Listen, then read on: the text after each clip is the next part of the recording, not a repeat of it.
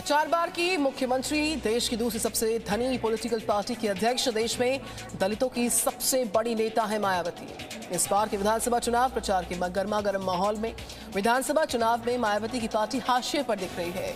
फिर भी मायावती इस बार पूर्ण बहुमत से जीत का दावा करती है।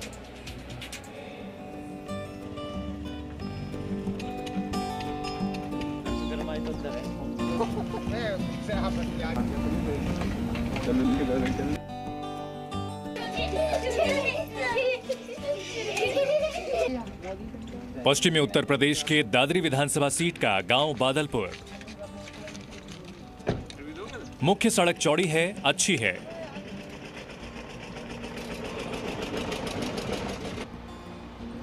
रोड के डिवाइडर पर कतार में बॉटल पाम लगे हैं। किसी जमाने में खूबसूरत दिखते थे, लेकिन अब खजूर जैसे दिखते हैं।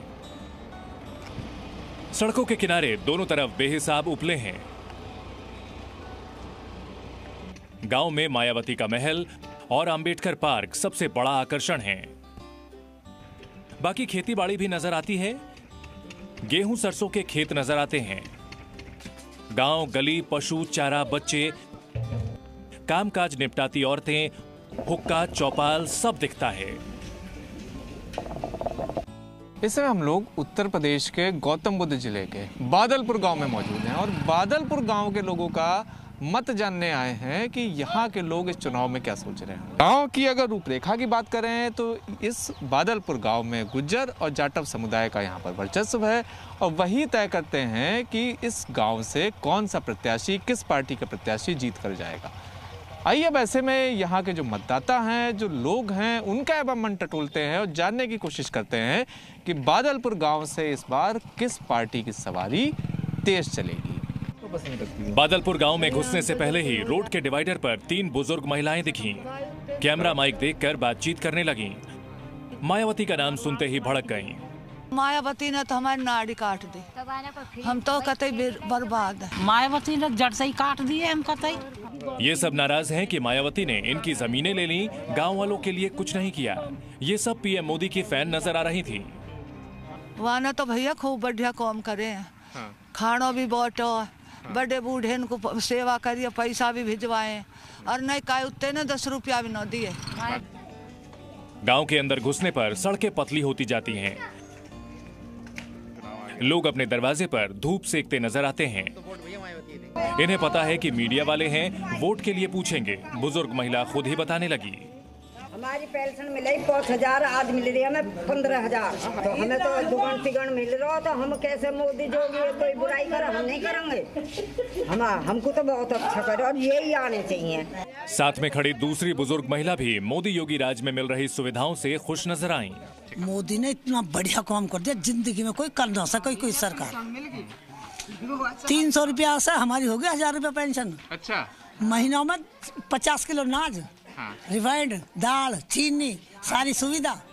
लोग पेंशन और राशन को लेकर योगी राज से खुश हैं। वहीं मायावती से नाराज हैं कि मुफ्त में गांव वालों ने जमीनें गंवा दी। हमारा 1 बीघे का 40 लाख रुपया बीघे का था। मायावती आई 7-11 का मुआवजा दिया, कितना घटा। चाहे कुछ भी हो, हमारी तरफ से दादी के लिए जाएगी हमारी वोट।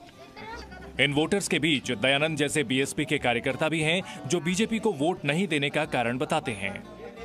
राशन देने से क्या फायदा है? राशन से फायदा थोड़ी है, रोजगार पैदा करिए। गांव वालों से बातचीत में पता चला कि सकरी सी गली में ये जो पक्का मकान दिख रहा है, यही मकान मायावती का था, जिसमें अब कोई और रहता है। ये मायावती जी का घर है, जहाँ पर पैतृक घर है, जहाँ पर मायावती का जन्म हुआ था। और दलित राजनीति का इस समय उत्तर प्रदेश में केंद्र बिंदु जो है मायावती, वो यहीं से ही उन्होंने अपना, जिस समय पढ़ाई कर रही थी तब भी यहीं पर ही रहती थी। प्रारंभिक शिक्षा भी मायावती की इसी गांव में बादलपुर में हुई। हालांकि तब वो मकान कच्चा था, अब पक्का हो गया है। इस मकान में रहने वाले नेत्रपाल बताते हैं कि जितना संभव था मायावती ने विकास किया है और वोट उन्हें ही देंगे। हम तो बहन जी को सपोर्ट करेंगे। इस गांव के लोग बीएसपी को सिर्फ इसलिए वोट करने को तैयार हैं क्योंकि बादलपुर मायावती का पैतृक गांव है। वैसे बादलपुर जिस दादरी विधानसभा सीट के अंदर आता है, उस दादरी विधानसभा में कुल मतदाता करीब 4,40,000 हैं। इनमें से गुर्जर मतदाता की संख्या 50% से अधिक है और इन्हीं के वोट से जीत हार तय होती है। इसलिए सभी दल गुर्जर प्रत्याशी को ही टिकट देते हैं। 2007 और 2012 में तो बीएसपी ने दादरी की सीट जीती भी थी। आज भी इन गलियों में मायावती के पक्के समर्थक हैं। कैमरा देखकर लोग बच्चों को नारे लगाने के लिए उकसा देते हैं। इन गलियों में बच्चों से लेकर नौजवान तक मायावती का समर्थन करते नजर आते हैं। लेकिन मायावती के चचेरे भाई राजपाल सिंह उनसे नाराज हैं। सबको कुछ करो, जो नेता है ना उनको करो। हाँ, वाके सगे वे, जो घर के वे सगे न। बुजुर्ग राजपाल नाराज हैं कि मायावती परिवार को भूल गईं और खुद के लिए महल बना लिया। गांव से थोड़ा बाहर की तरफ मायावती की वो कोठी है भी देखने लायक। ये जो आपको बड़ा सा गुंबद दिखाई दे रहा है, ये किसी राजमहल या कोई पुश्तैनी महल नहीं है किसी राजा महाराजा का। लोगों का कहना है कि ये मायावती का घर है। लोगों के बीच में ये महल चर्चा का विषय भी है। साथ ही लोगों का कहना है कि इसके अंदर हेलीपैड से लेकर वो तमाम सुख सुविधाएं हैं जो एक मुख्यमंत्री के भवन में होती हैं। इस गांव से बाहर निकलते वक्त कुछ नौजवान दिखे। इन नौजवानों से चुनाव की बात करें तो पता चलता है कि इनके लिए सबसे बड़ा मुद्दा रोजगार है। सबसे बड़ी जो यहाँ पे समस्या है वो है बेरोजगारी की। ज्यादातर युवा जो है वो उनसे नाराज है। नौजवानों की नाराजगी के पीछे बड़ी वजह है कि इस इलाके के लोगों ने पिछले चुनाव में बीजेपी को एक तरफा वोट किया था।